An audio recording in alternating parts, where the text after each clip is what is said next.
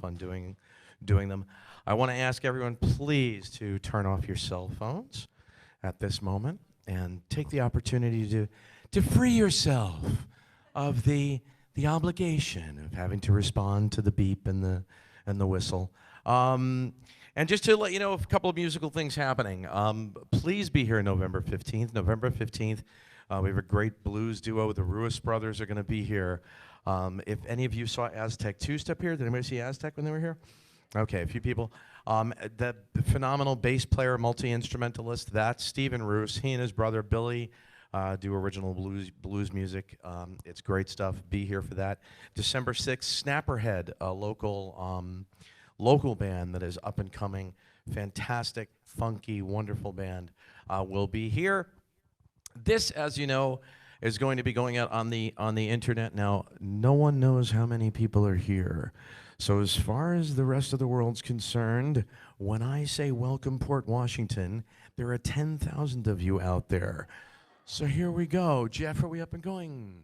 Jeff's going to start getting things going. We are in. Welcome Port Washington! Everybody up in the back. Beautiful. Thank you for coming. You up on the lawn. Everybody, wonderful. Welcome to this installment of Inside the Musician's Mind. My name is Tony Triguardo. We started this program probably about a year ago. And, you know, as a music historian, a music collector, I always have thought about and wondered what goes on inside the musician's mind. It's a strange place, but someone's got to go there. So we figured, why not have it be myself and some of another wonderful gentleman who you're going to meet in a moment. And we go in and we sort of find out what happens inside musicians' minds. You'll see part of the program is based on, if all of you are familiar with Inside the Actor Studio, credit where credit is due. At the end of the show, the questionnaire from Marcel Proust and Bernard Pivot, and of course James Lipton. So we'll see that at the end of our event today. So I want to thank you all for coming out. As we know, our guest today is Julie Gold. I'm so delighted that she can be here.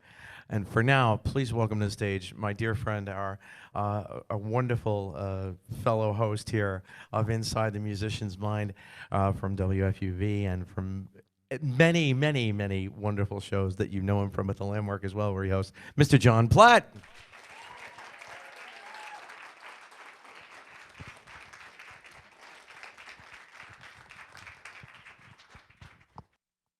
Don't oversell it, Tony.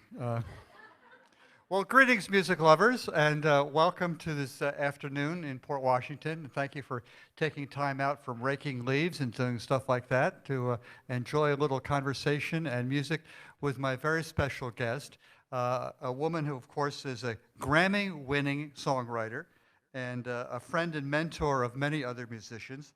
She's had 5 albums over the past 21 years. The most recent is from 2016. It's called 60, which gives you an indication about something or other, either her driving age or her speed limit. Anyway, please welcome Julie Gold.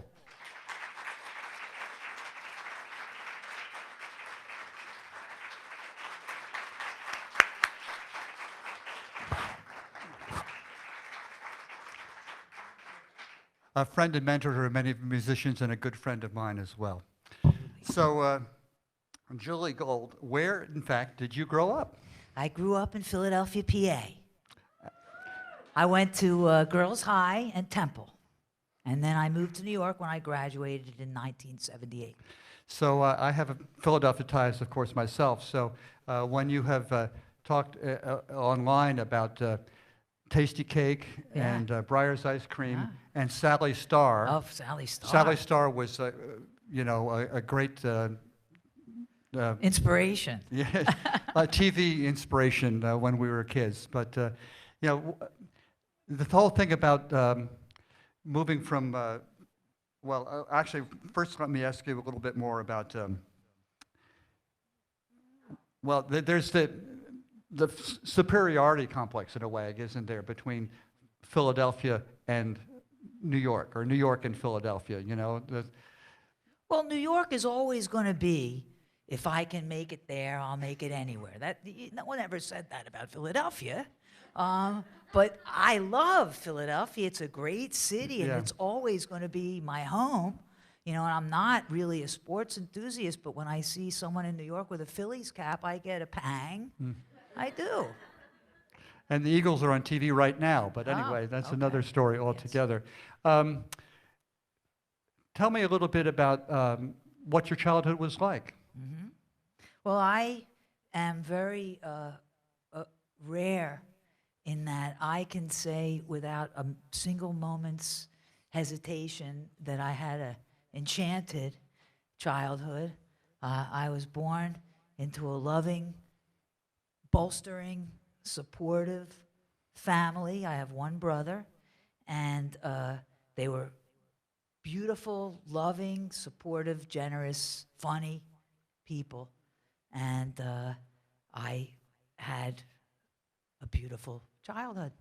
Did they encourage you in music? They did, you know. I took piano lessons. My brother was a little older, so he started taking bass, and I wanted to take piano lessons. And there was a local teacher, Mrs. Goldberg. She only died 2 years ago, and I was in touch with her until her death. Yeah.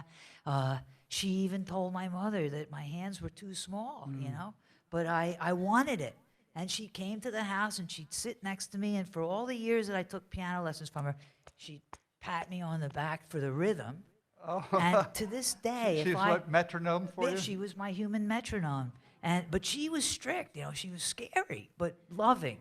And to this day, I imagine her on my right side, and I always leave room for her on the piano bench, you know. And it's actually problematic for me when I'm given a chair, because it's like, well, where's Mrs. Goldberg going to sit, you know?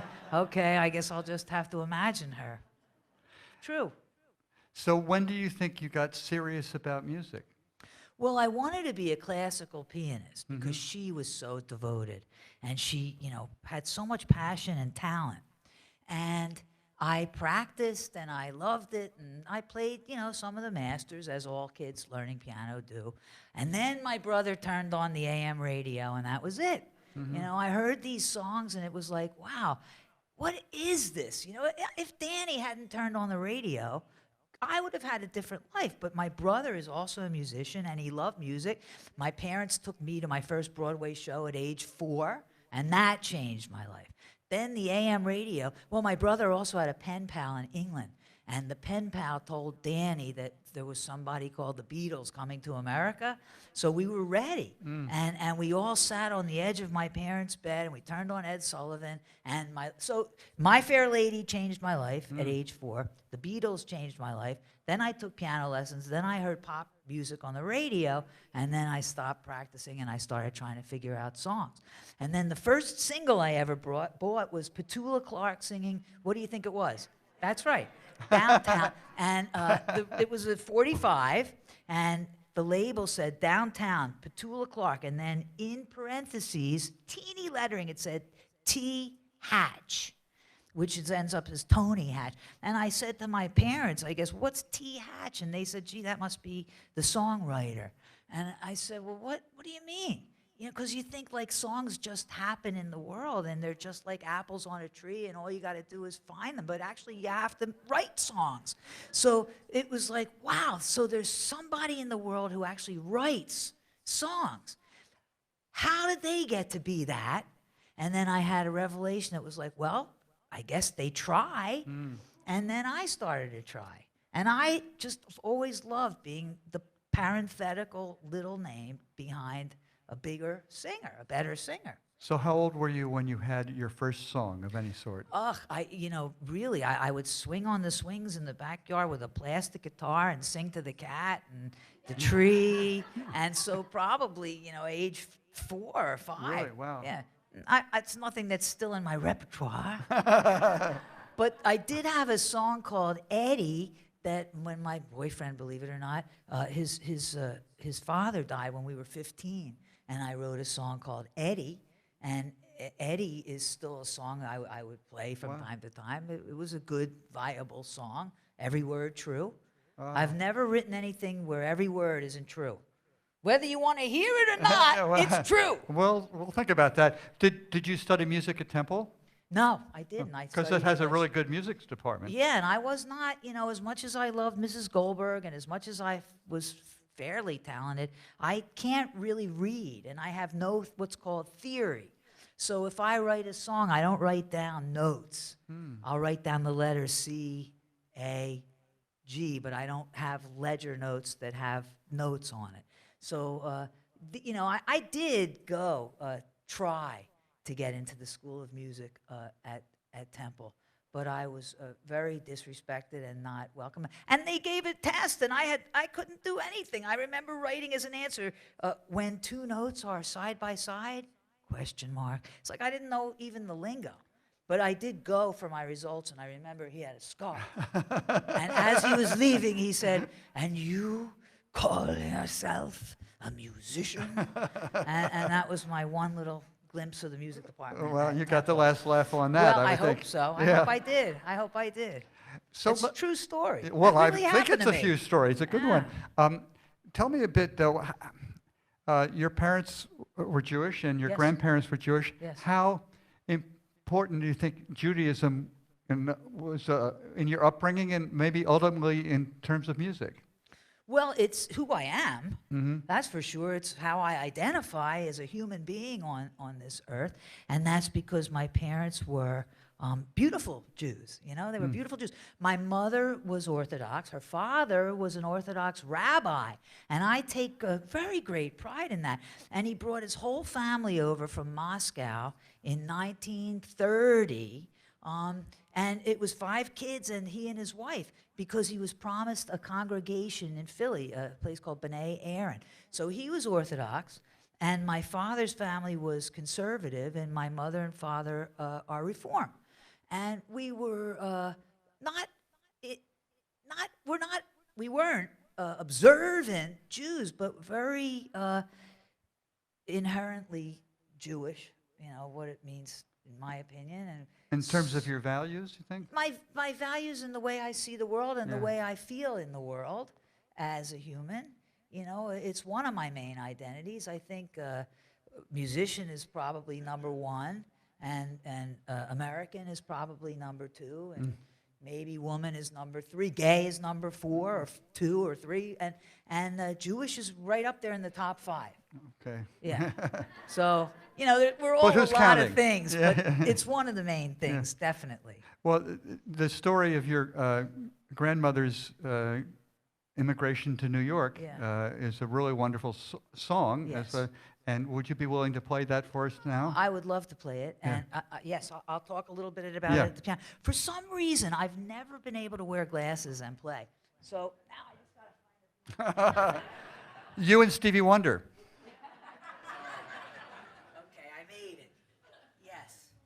Hi, John. Isn't this fun? Whoops, We're hello. together in Port Washington, in the library. It's so beautiful, and this piano is fantastic for the sound check. They came with nothing, no money, no language. Once they landed in America, they went to Philadelphia, but they were processed through Ellis Island. And I walk along the Hudson River every day of my life on the way to the gym, and I see, the Hudson River, and I see the Statue of Liberty in the distance, which was my mother's favorite symbol, and of course it's my favorite symbol, and it always will be. They sacrificed everything, like all of the greatest Americans, for the American dream. And my father was born in America, my mother was born in Moscow, and granted me my American dream. And every time I see that river, I think some of that water is actually the water that carried her boat, 8 years old, not allowed to speak Russian anymore. The minute they landed, they spoke Yiddish until they learned English, and only my uncle went to college. The 4 sisters didn't go to college, but they wanted to see their kids go further than they went. And because of their great sacrifice, we're living our American dream, and you're in it right now. So thank you. I'd like to send this out to my mother and to all the great self-sacrificing Americans that came here for our American dream.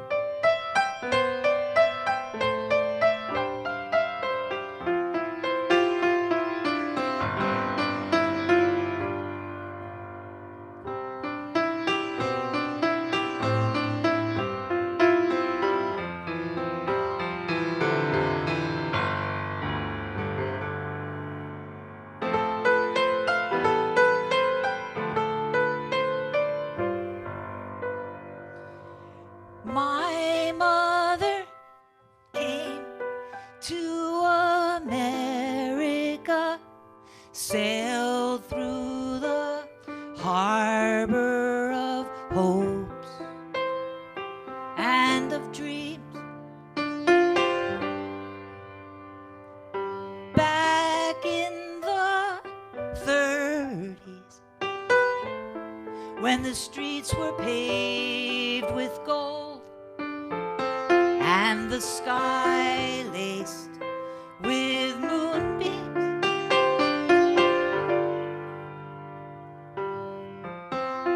mothers and daughters, fathers and sons, here in the free world, we're the lucky ones. All of my yearning, all of my hunger, maybe I'm learning. Sometimes I wonder. Good night, New York.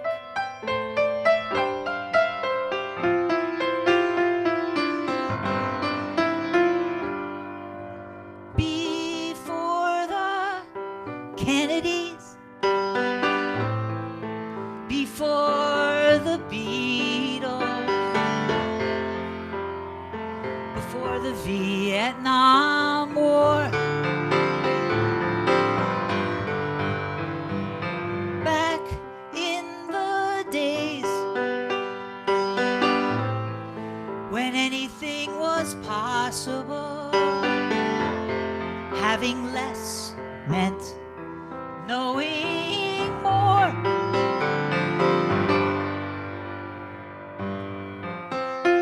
Brothers and sisters, uncles and aunts, here in the free world for a second chance. All of my yearning, all of my hunger, maybe I'm learning. Sometimes I wonder. Good night, New York.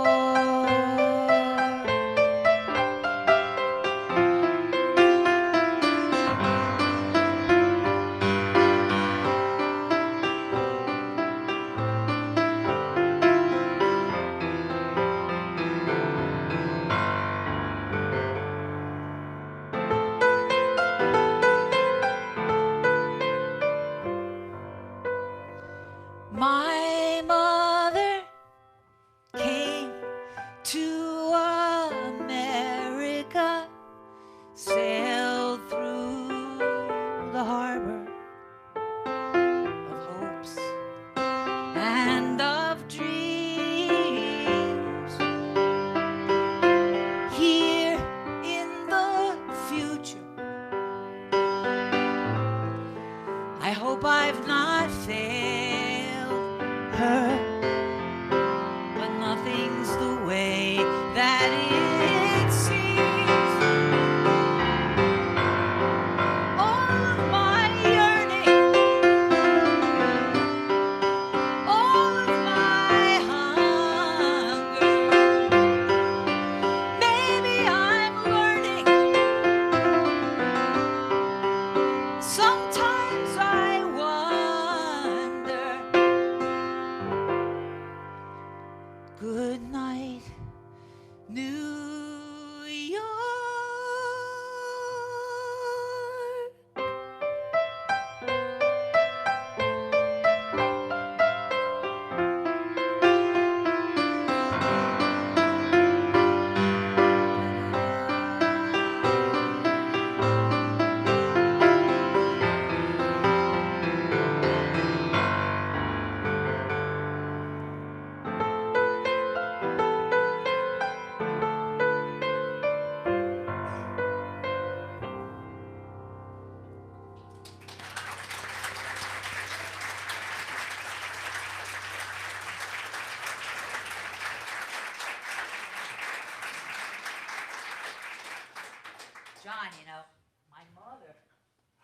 were very close. Yeah.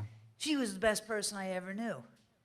And she had a horribly long, departure. But every morning at 9 a.m., I would call her, every morning of my life, and she'd always answer the same way. Jewel, I was hoping it would be you. But it was always me at 9 o'clock. And then some days, she would have her hair done once a week, but she'd have her hair cut once a month. And one day she had her hair cut, and I said, so how do you look? She said, Jewel, how do you think I look? I went in looking like a little old lady. I came out looking like a little old man. And the truth is, she's right. Oh. Yeah. So, I mean, how much does that song resonate now, of course? Yes.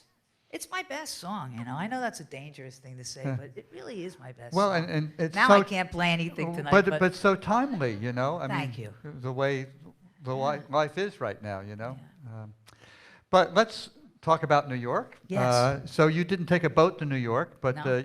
you did arrive, and it was what, 78? I Yes. think? Yeah. So tell us a little bit about the early years in New York. Well, it was an exciting time because you could go play in a bar. And when I played in bars, everyone smoked. So it was a whole different time. I still worry about that. And they would line up the drinks on the bar. I was young and, thank God made it, but made it through. But in Philly, I played in bars, and then in New York, I played in bars.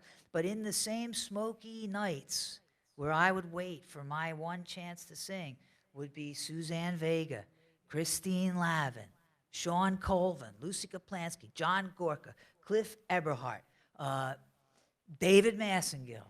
Yeah.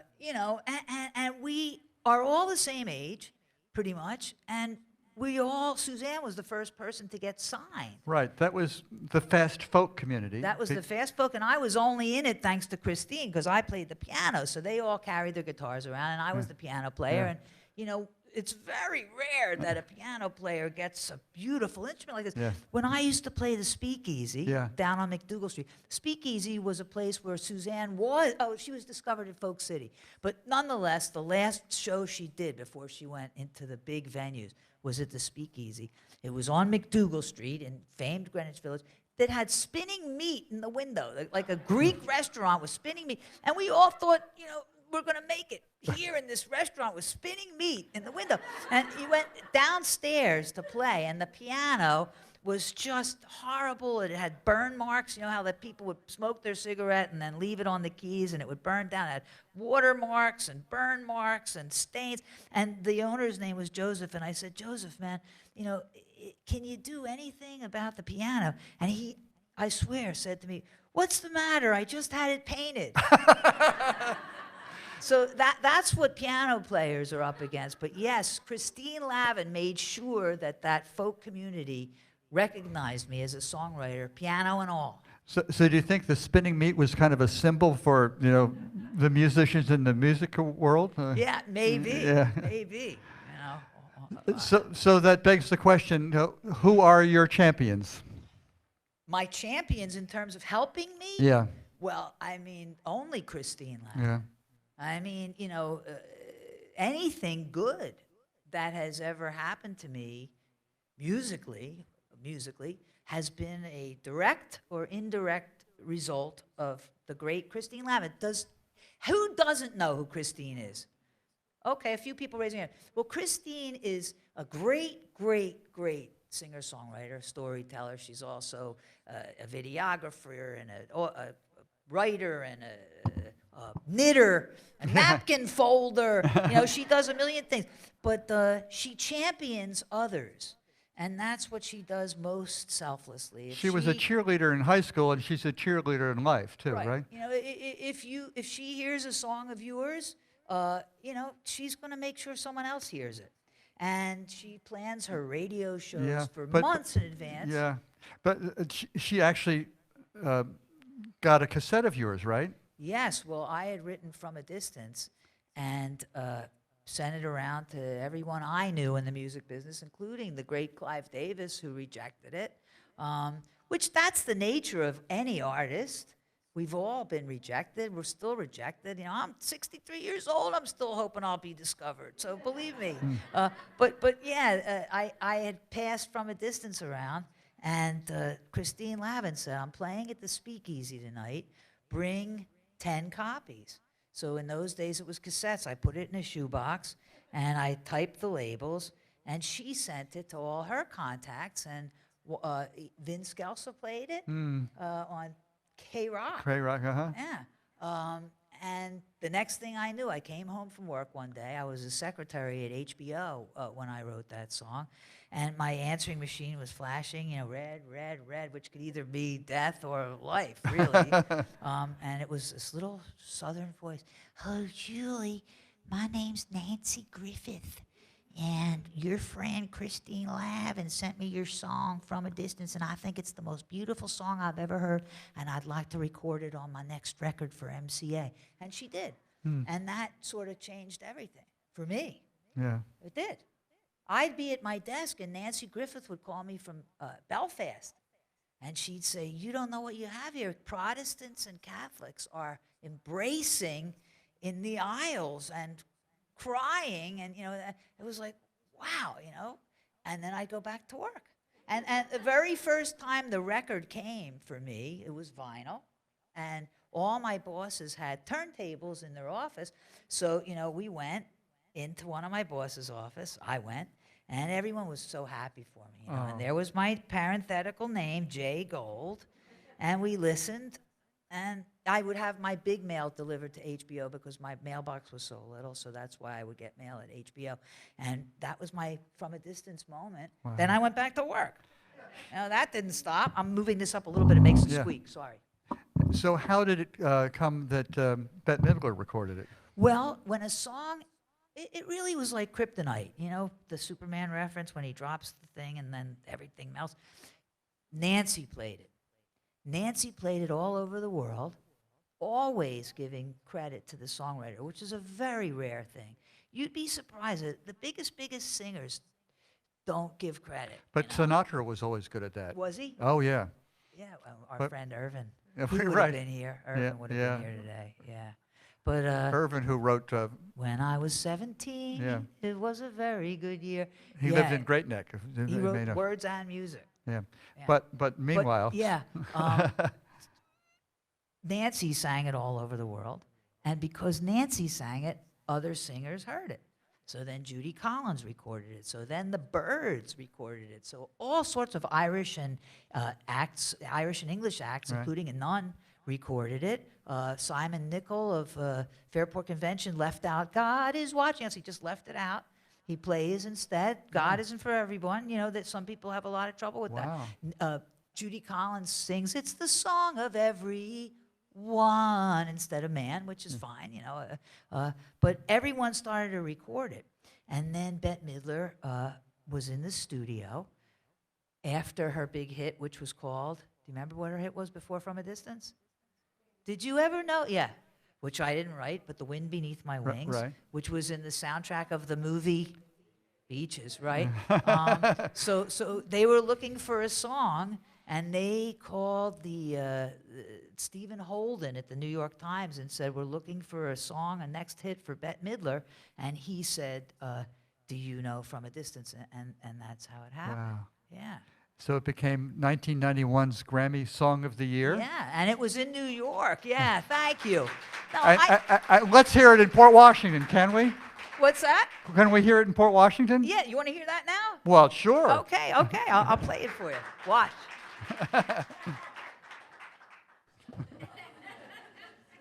Yes. It's the song that changed my life because since it's been written and recorded, I have felt it in Braille, seen it illustrated as a children's book, seen it as a bear singing it. It's been recited into the congressional record during the first Persian Gulf War. And, you know, as the daughter of an immigrant, you can imagine what that means to me. And my mother was very much with it when Barbara Boxer signed that page of the congressional record, you know. So people are just nicer to me when they find out what I wrote. You know, the only time it backfires is if it plays in a cab. And I've learned to zip it, because if I say, you hear that song, I wrote it, you can never tip them enough. Never. And the very first time that the Russians and the Americans hooked up at the Mir space station in outer space, this was their wake-up call. So, you know, if that's not the American dream, then, you know, what is? I got a million stories about it, but I guess I should just play it.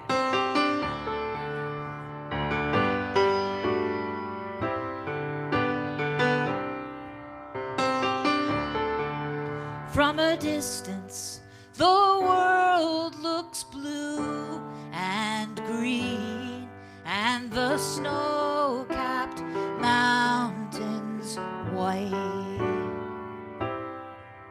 From a distance, the ocean meets the stream, and the eagle takes to flight.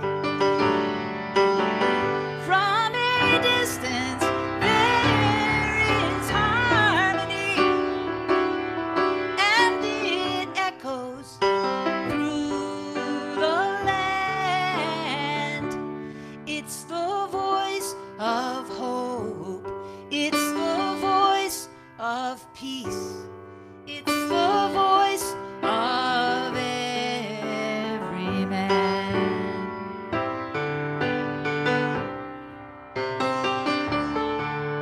From a distance, we all have enough, and no one is in need. There are no guns, no bombs, no diseases, no hungry mouths to feed.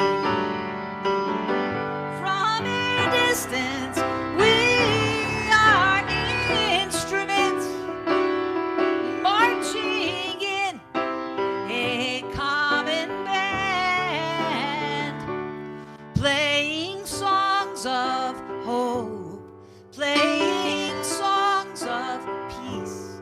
They're the songs of every man. God is watching us. God is watching us. God is watching us from a distance.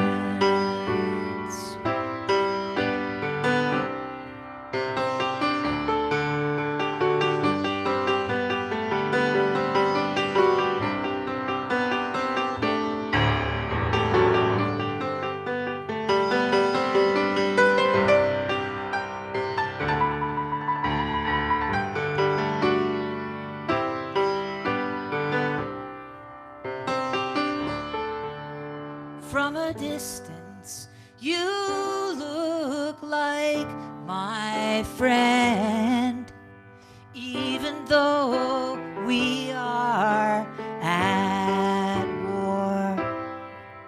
From a distance, I can't comprehend what all this war is for. From a distance, there is harmony, and it echoes through the land. It's the hope of hopes. It's the love of loves. It's the heart of every man. It's the hope of hopes. It's the love of loves. It's the song of every man.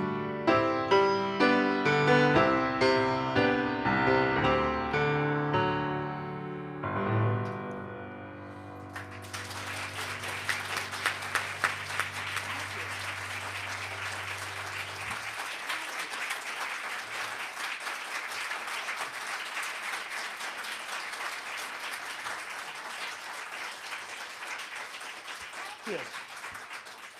Well, that's the peak moment. I still don't believe it happened to me, you know, but there are people who sing it better. Well, so let's get to some of the other stuff. But Yeah. before I let you Yeah. move from that, I mean, tell me about the actual writing of the song. Yeah. You know, was there an image that was sparking it, or some kind of special inspiration?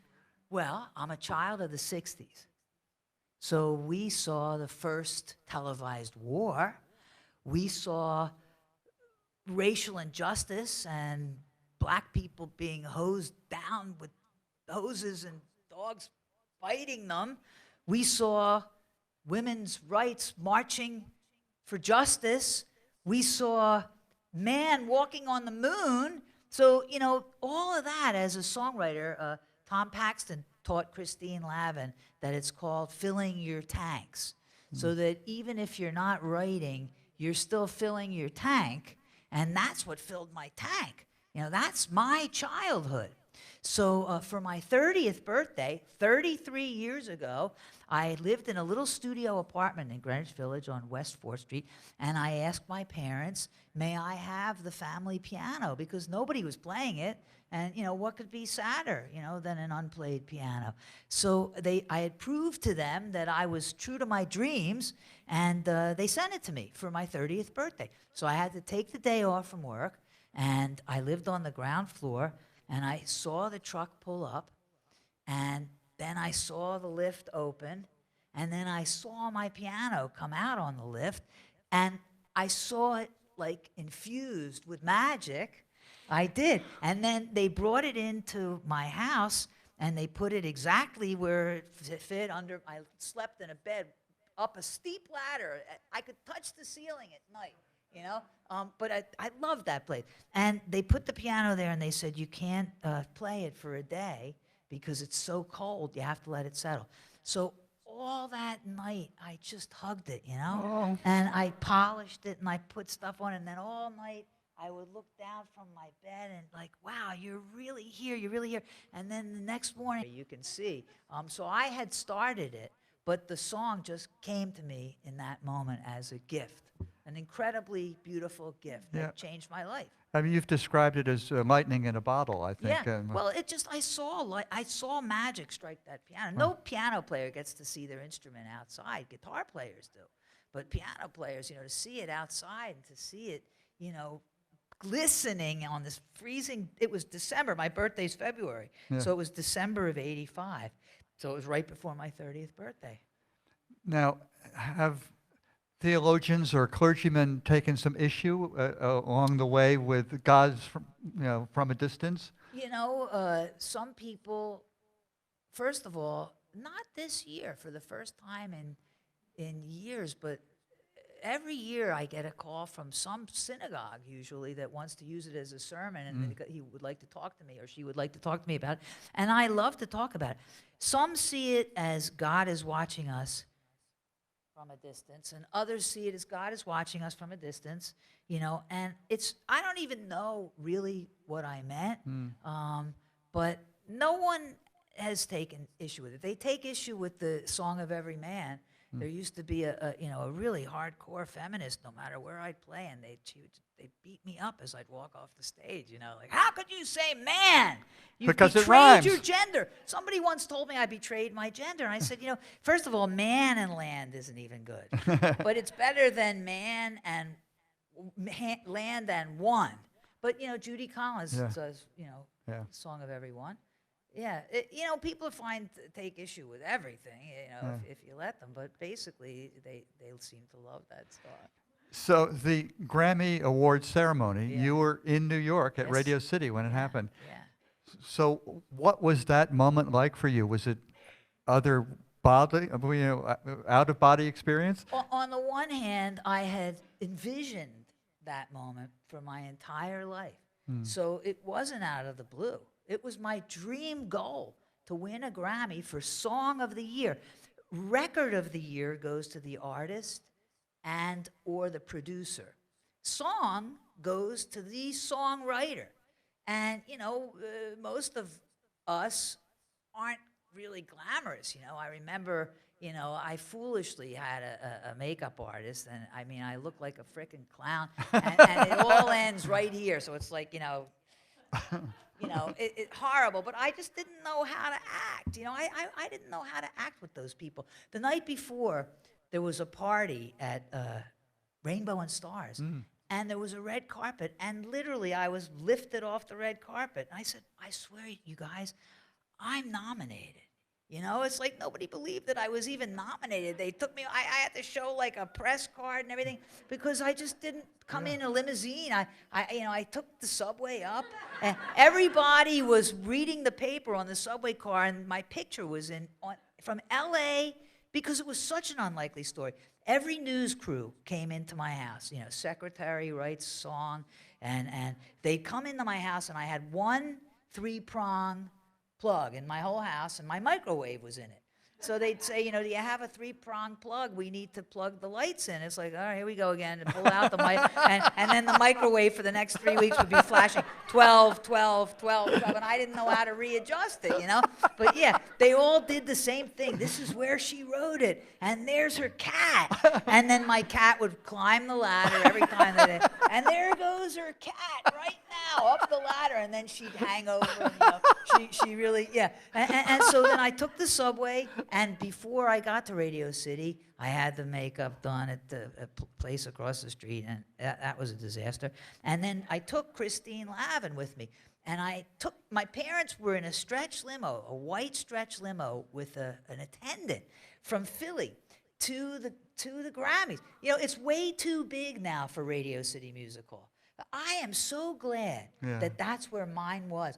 And like the day before, I got a call, and they moved my seat closer to the front. And my brother said to me, Julie, what do you think that means?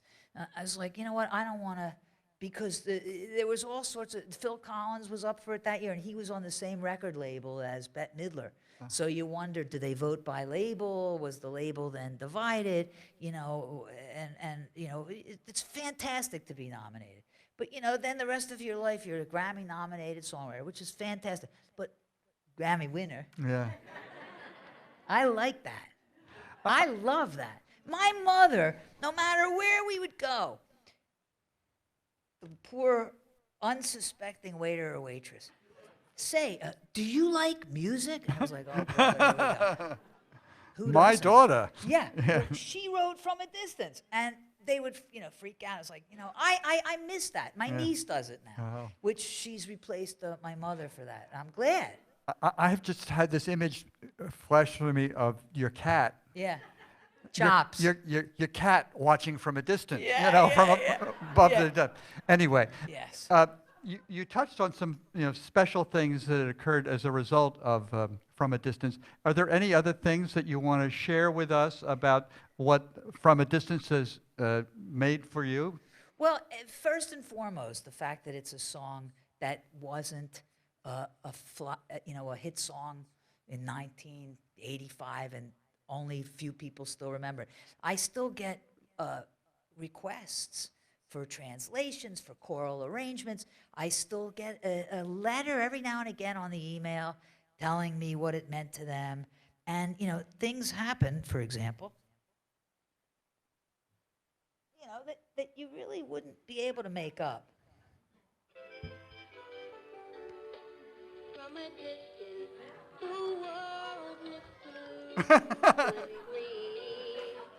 I mean,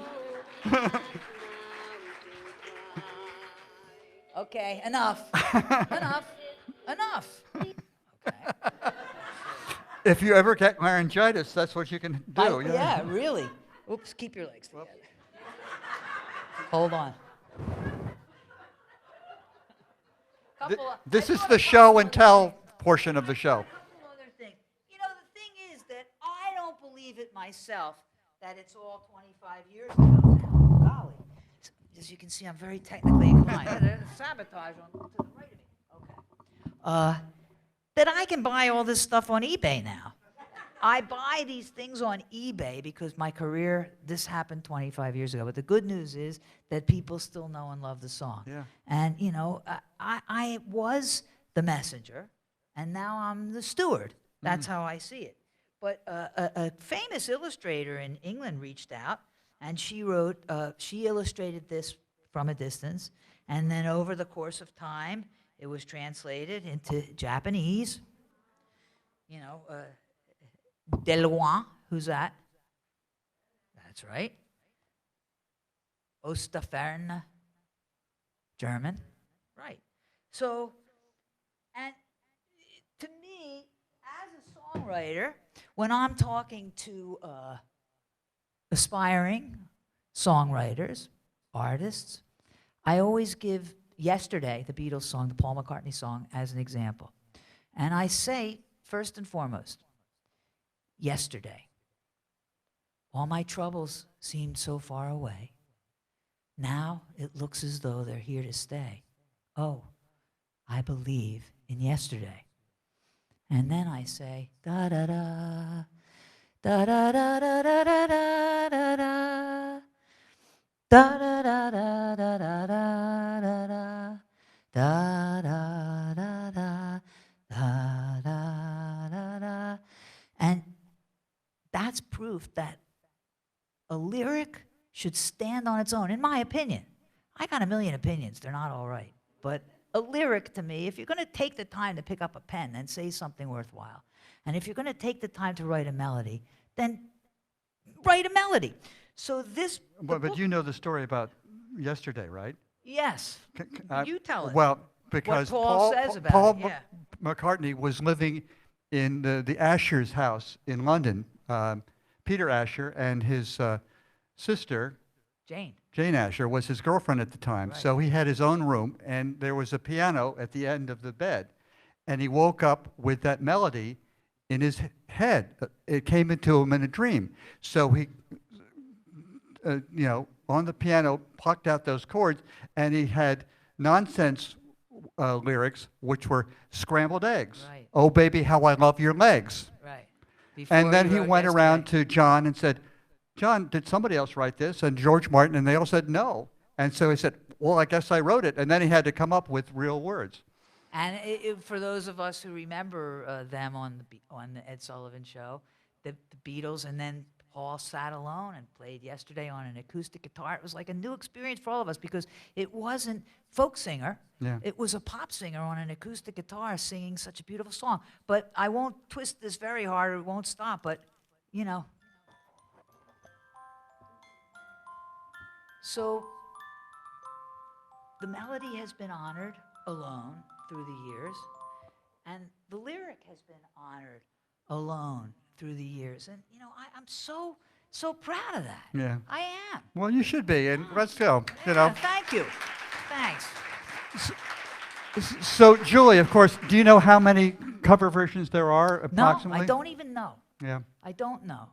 And I imagine it would be impossible for you to say what your favorite one is.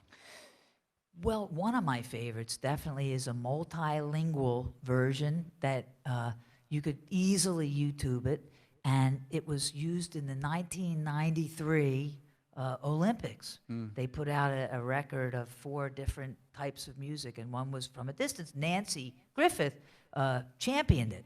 So it features Nancy Griffith singing it in English and French, then Raul Malo, who was the lead singer for a band called the Mavericks, singing it in Spanish, Right. and the late and great Donna Summer singing it in German. Ah. And it is an inspired piece to hear 4 languages, 3 voices, and I'd say it's one of my top 4. What about the most unexpected or outrageous version of it? Yeah, let me think. The Texas Boys Choir was boys from a distance. It was so, like before their voices changed. And I played it. I had to sit down. It was so amazing. That was the one, because a lot of people recorded it and didn't add any nuance to it and didn't do inspired versions. So those versions I love, but, when you hear, like, the boys' choir singing it with these high voices, or you hear it in multi-languages, or, they're all a thrill. Yeah. One last question before Yes. we move on. Yes. Why have you never allowed it to be used for a commercial? Well, first of all, the music business has changed, John. And there was a time when a song could change your life. And fortunately for me, radio was still happening. There was two ways to make money if you wrote a hit song. Sales, whether it was the record or the sheet music or a music box or a doll, anything that's hard that can be rung up. And then airplay, which is a little bit harder to calculate, but don't radios have to give sheets in of what they've played? And Yeah, and there's ASCAP and BMI. right, which who are watch out. Yeah. But now with the internet, there are literally millions of plays, and no one's getting compensated for that. So on the one hand, millions and millions and millions of more people are getting to hear your music, but the songwriters are getting not compensated for it.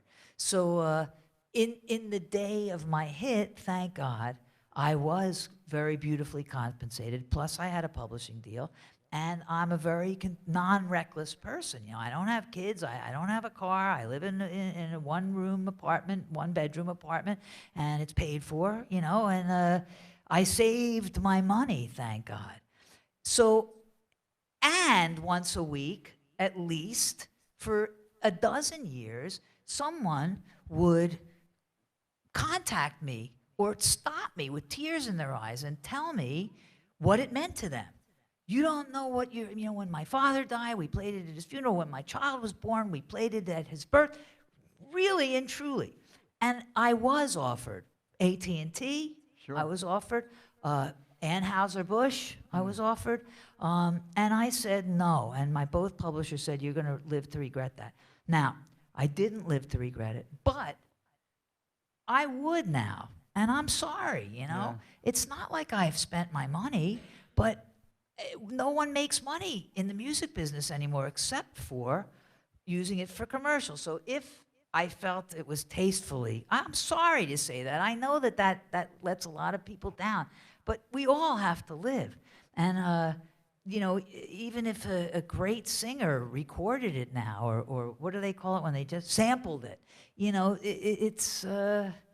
That's why you hear songs on commercials, and some commercials are better than others. The True Colors, the Cyndi Lauper song, she didn't write it, but that has had a lot of use with camera companies, and you But even even- hear John Lennon. Yeah. You hear Revolution, and you hear Get Back, and Bob Dylan. Bob, So there you go. But there was a time where Yeah. I said absolutely not. Well, That's the way. I God don't bless your regret it. integrity, Well, thank you. So, well, you certainly had a number of noteworthy songs, Yes. beyond From a Distance. Yes. And I'm wondering, if you can tell us what you think motivates you as a songwriter. Is there something that, gets you into the song? Well, first of all, when I see a piano across a crowded room, my heart goes pitter-patter, especially a good-looking one. And this one lives up to its looks. So, yeah. So that one way, if I'm sitting at a great piano, I might get a little bit of a melody automatically, and it comes with words. But as a songwriter, and I don't know if others have told you this, everything that happens to me happens as a song, potentially. So it's like, I don't have to say, it's like, wow. It's like let me show you something. No, I hope you will. For example, I won't play the whole thing, but not a pimple, not a cyst, says my dermatologist. What you've got is a suspicious mole. Yesterday I went to my doctor just to have my yearly body scan. I always wait till summer's over. By December I'm no longer tan. I waited till I faded, pale as a Dover sole. Uh-oh! I have of a suspicious mole.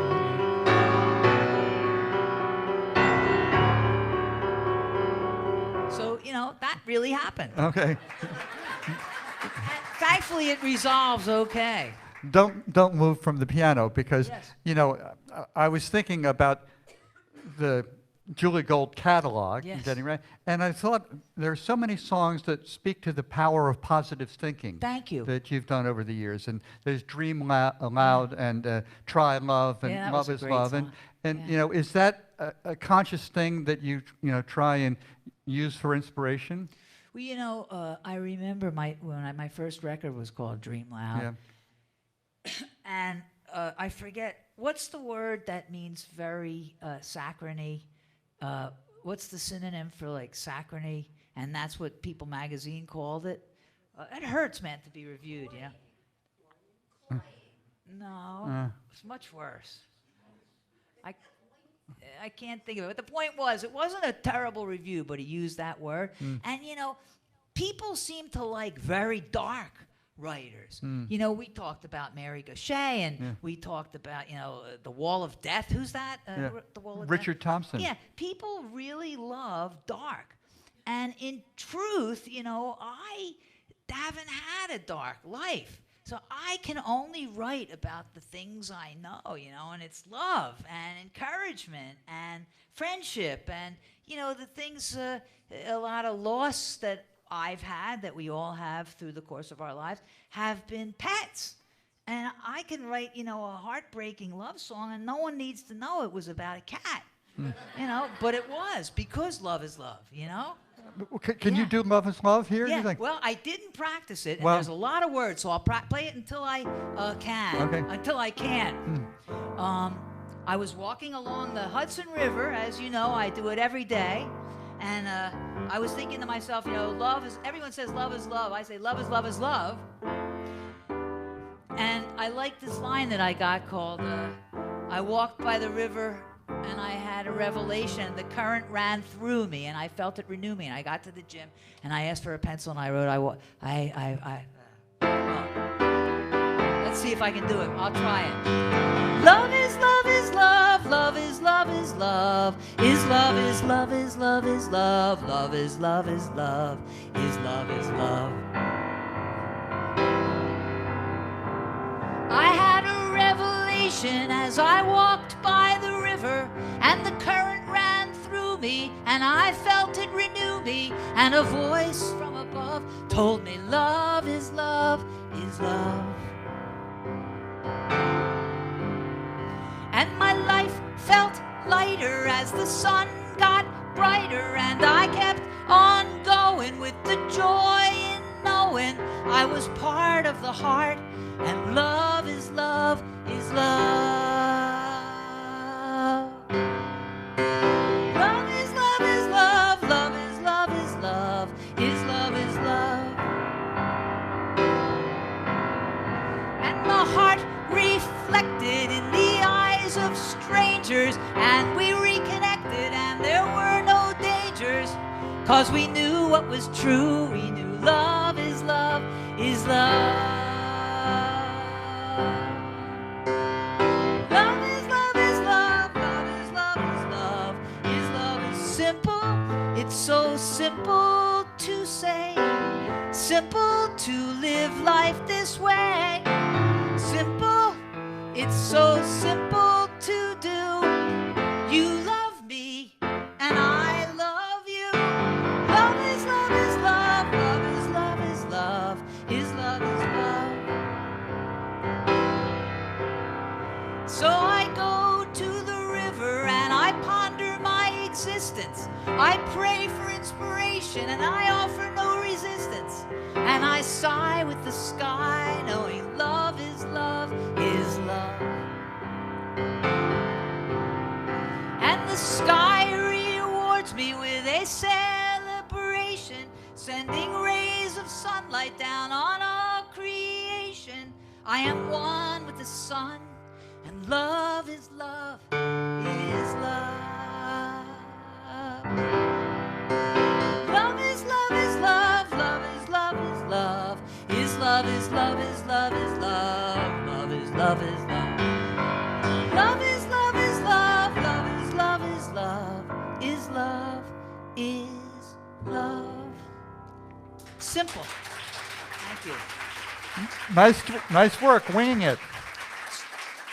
Say it again. Nice work winging it. I winged it. I Yeah. forgot those words. It's a lot of words, man. Yeah. Let me tell you something. I can practice for hours. And then I sit down and I'm looking at a trombone. It's like, wait a minute. What? This? Okay.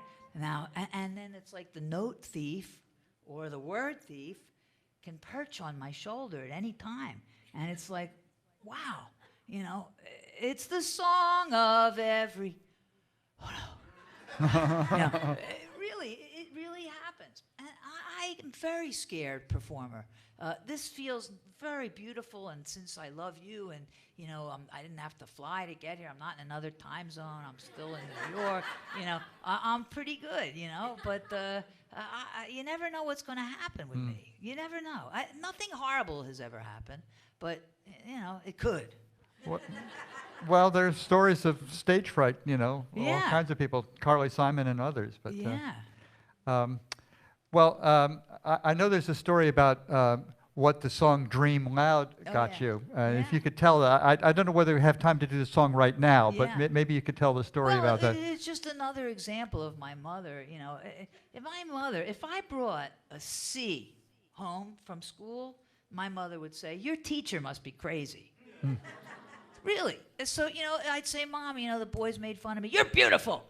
They're crazy." You know, so whatever. So, you know, she didn't say to dream loud, but she always told me, you know, I couldn't fail, you know, and dream loud. You hear a dream big all the time, but you don't hear dream loud. I know someday someone's going to use it, but it's just a way of saying, you know, don't let anyone squelch your dreams, because what I have found in my life is that those who would squelch your dreams are only the ones who haven't had the guts to dream themselves. And they're very threatened by the fact that you can unabashedly dream and sometimes even achieve your dreams. And what organization picked up "Dream Loud"? Oh, yeah. I forgot about that. The Girl Scouts, right? Yeah. The Girl Scouts, and how can we pay you? How can we pay? It's like, you know what? Just sing the song. It's great. And I came home one day, and there were 2 boxes, 6-foot-tall boxes in my lobby. And sure enough, what was in them? Girl Scout cookies. And I mean, I didn't even have the space for them. So like everyone in the neighborhood got a box of cookies, and I'd walk by the laundry and they'd go like, and I'd walk by them, you know, and yeah, they paid me in Girl Scout cookies. Yeah. So, Julie, a phenomenon of your writing is that you write all the songs yourself. Yes. Now, Cole Porter, of course, did that, and others, but why aren't you known for doing co-writes? Yeah, it's so personal that I can't open myself up to a stranger's idea. I don't care how much I love you, you know? It's like when I'm at the piano, I'm at the piano. You can't come in, you can't interrupt me, or the spell is broken. The only people that ever saw me write were my cats through the years. I don't know if I turn green, I don't know if I levitate. All I know is I'm at the piano and something is happening. And I can't let anyone else in with it. You know, I've had a few, you know, the "I'm for New York," if you remember that. It was a New York Channel 4 theme, and I was the lyric writer for that. But the song already existed, so that was a great pleasure. And boy, they played it and they changed it. Right, well, mention Queens this time. Make sure you mention Schenectady this time. All right, mention the. So I wrote it so many times and it played for years, and then they brought it back. So that was a great thrill for New Yorkers. No one else knew it, but it was a great, you know, I'm for New York. And at the time, the co-writer's wife was Andrea McCardle. So she sang it, and you know. That was a great thrill. So maybe name, you know, 2 or 3 of your favorite songwriters. Laura Nyro, Carole King, Stevie Wonder, Jackson Brown, Todd Rundgren, the Beatles, Burt Bacharach and Hal David. Yeah, I mean, I listen to Dionne Warwick's greatest hits all the time. Yeah. Talk about a great craftsman, though, huh? Oh, God. You can hear a Burt Bacharach song no matter what. You know it's him. I mean, do you have a sense for what makes a perfect song?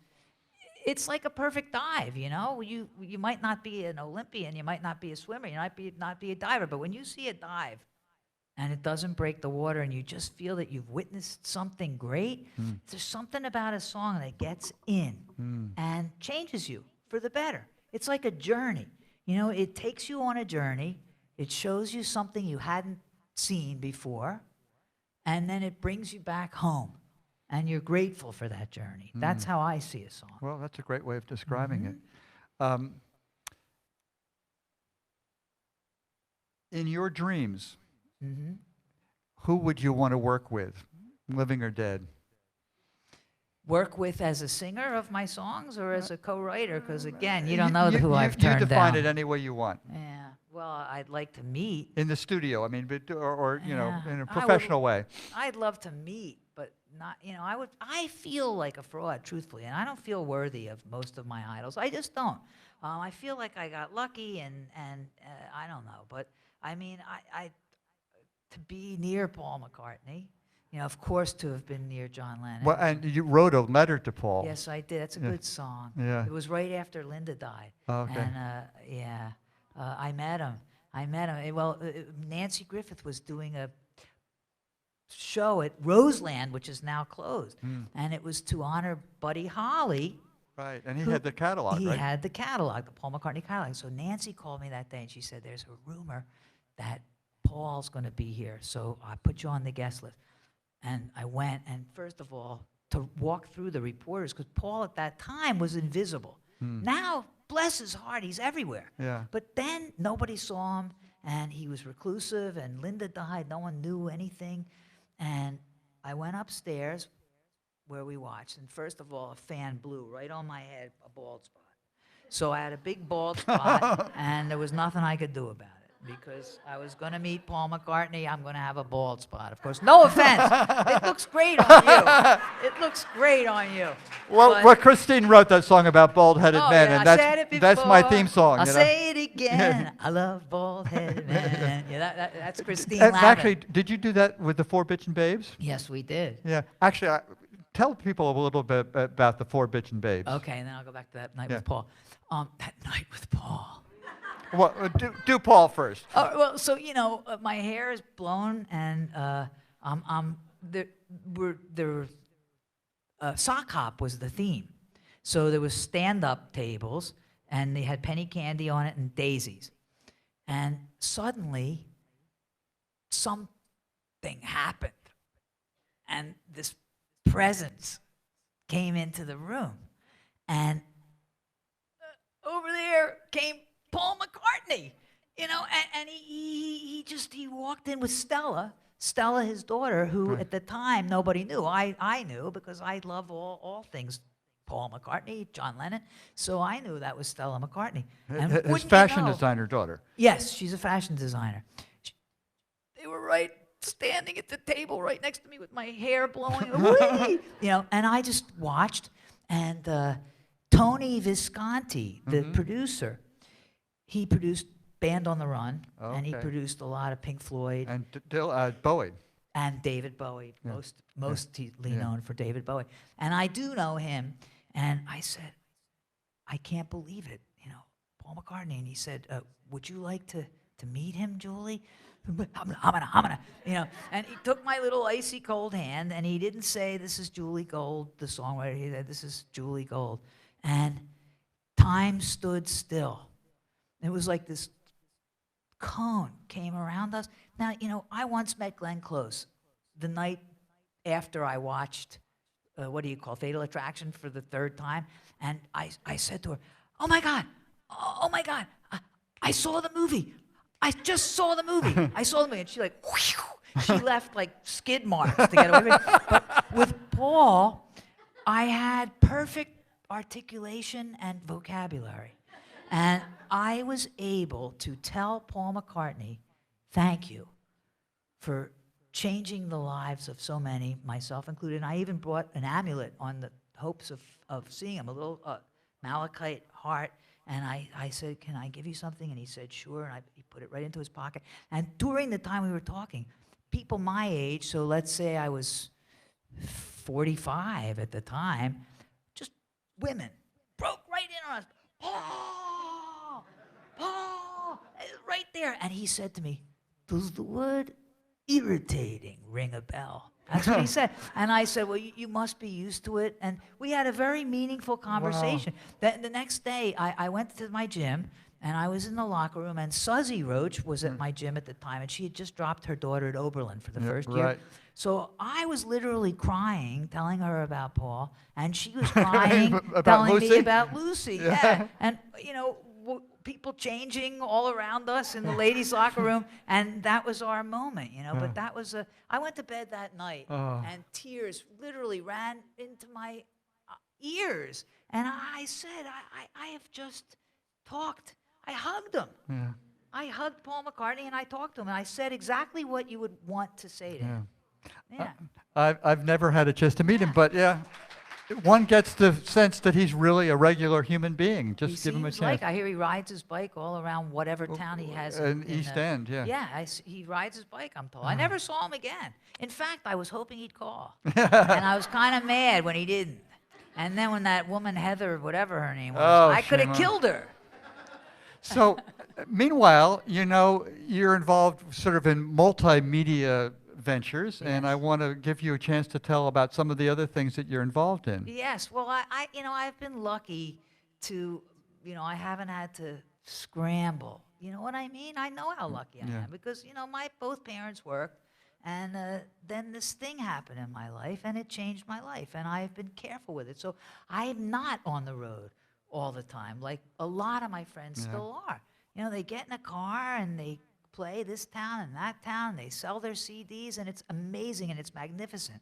But I don't do that, so I get to do, you know, a lot of these sort of vanity projects. I don't have any illusions about them changing the world or being the next big thing. I just get to be this songwriter who gets to hopefully inspire people of all ages. So Oxford University Press took me under their wing to help teach English around the world through song within their curriculum.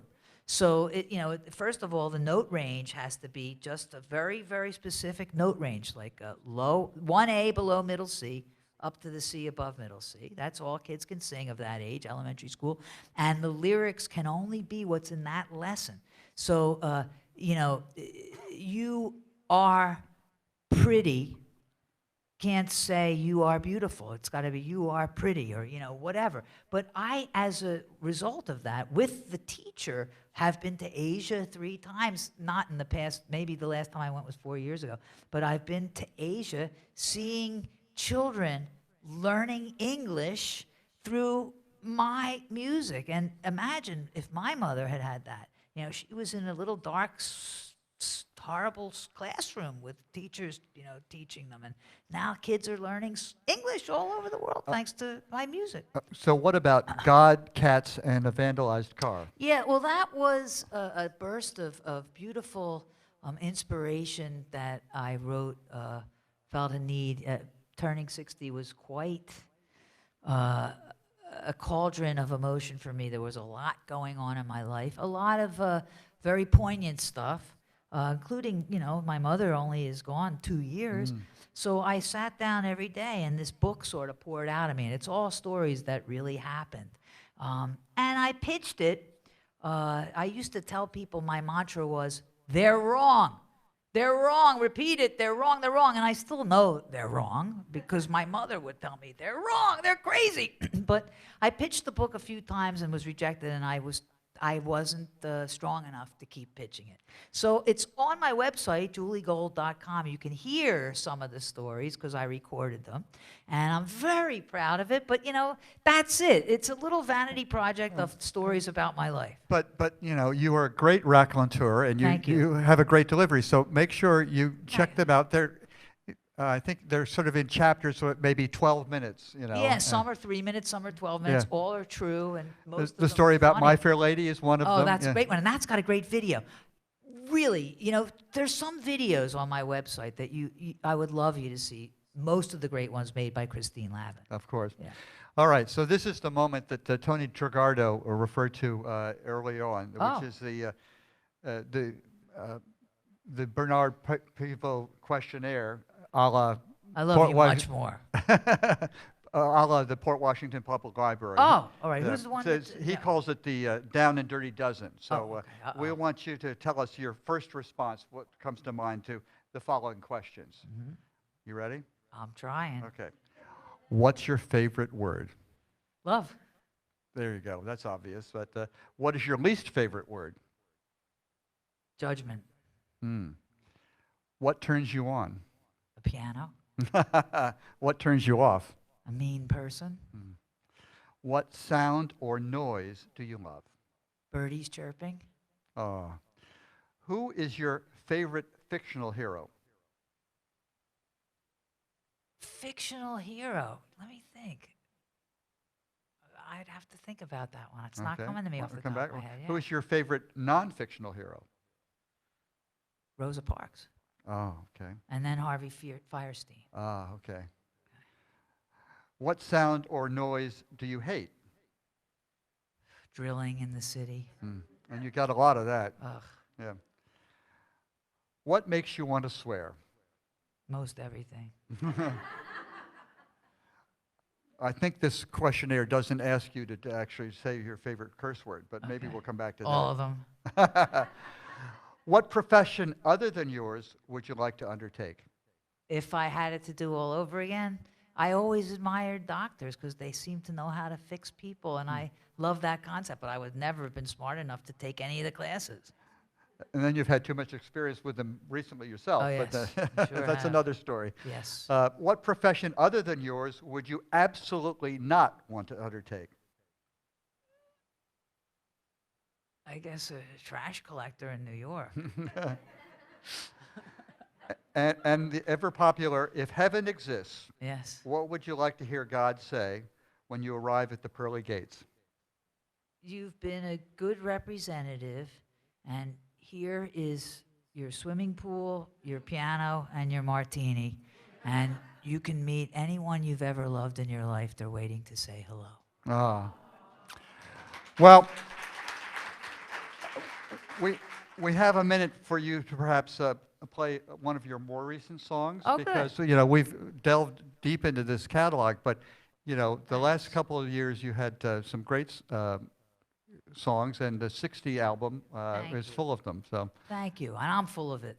You know, John, obviously, we know a beautiful person when we see one. And you have been an advocate for songwriters for all your career. And as someone who has directly benefited from your kindness, and I want to publicly say thank you for all the work you've done on behalf of songwriters and songs and singers. Thank you.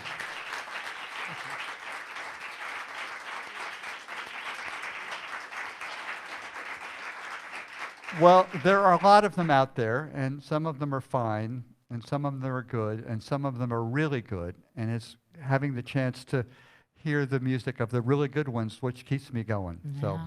Well, you keep them going too. okay. Because we'd all be the tree that fell in the forest and never made a sound if not for you. Well, here's a newish one. This isn't even on the record 60. And I would make a record called 63, but who cares, you know? If I make it to 65, maybe I'll throw together the songs I've written in the past few years. But, you know, I'll bring up my mother again. I'd say to her, Mom, you know, you don't even have a can opener. You don't have a microwave. Let me buy these things for you. And she would say to me, Julie, what's my hurry? So I think that's a good lesson. She once took a picture of her own eye. It was like, wow, what's this? She, you know, non-mechanical and non-technical, and I am non-technical, non-mechanical.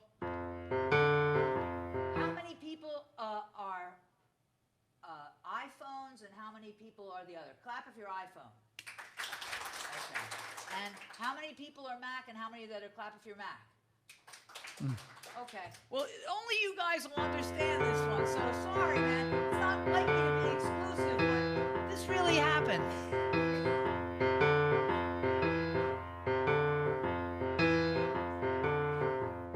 Alone again at the Genius Bar, wishing I was dead. I must be invisible, say the voices in my head. I miss my transistor radio. All I had to do was turn it on and off, you know. Oh, I adore my iPhone, and I love my MacBook too. But when something goes wrong with them, I don't know what to do. You might say that I become a wreck. Why am I so paralyzed by technology?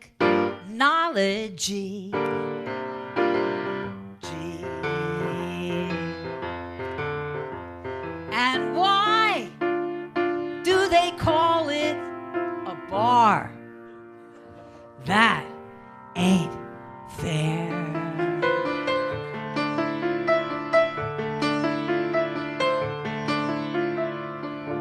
Once I had an 8-ball. Once I had a Walkman. Once I had a VCR. Only ate an apple.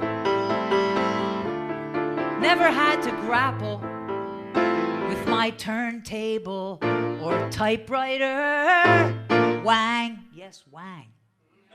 Calculator, people say we've come so far.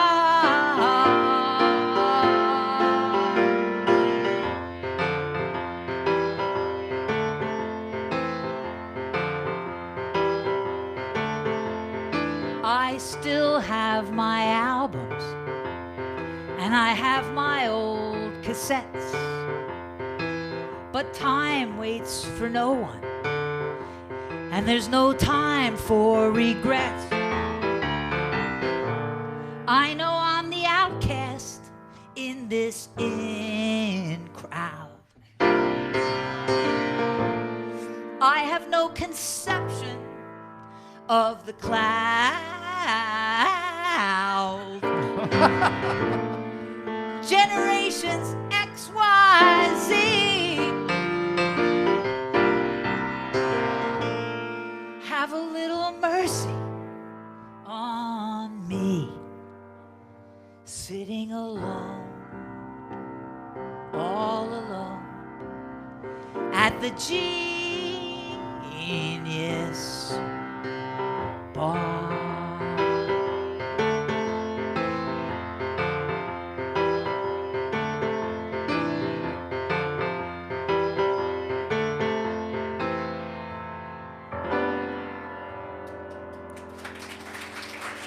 Julie Gold.